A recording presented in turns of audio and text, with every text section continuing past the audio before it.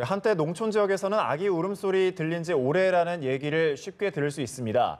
그런데 저출산 문제의 심각성은 그 이상인데요.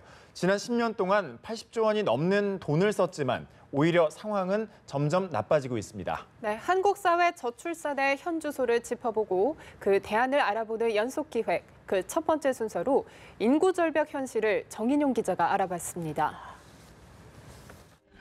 한 아이가 좋아하는 캐릭터 인형을 사이에 두고 엄마와 밝게 사진을 찍습니다.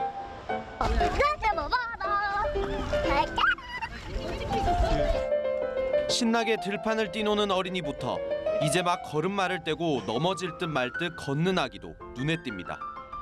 이런 아기들의 웃음소리가 곧 국가의 미래라고 해도 과언이 아니죠.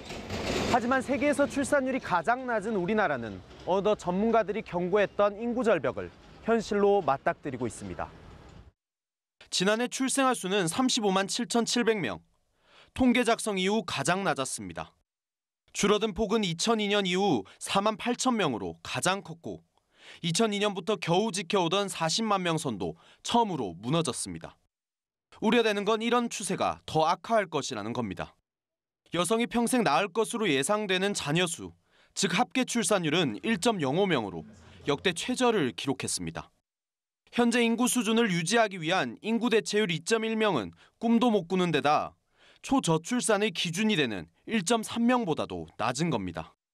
가계 사정이 좀처럼 나아지지 않는 상황에서 육아를 감당하기에 역부족이기 때문입니다.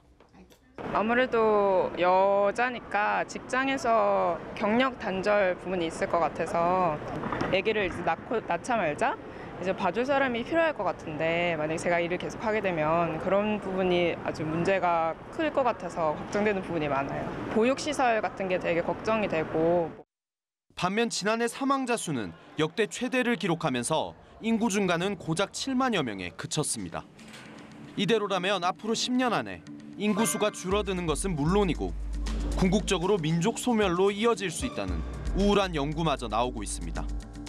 국가 경쟁력과 직결된 저출산 대책, 더 이상 미룰 수 없는 숙제가 됐습니다.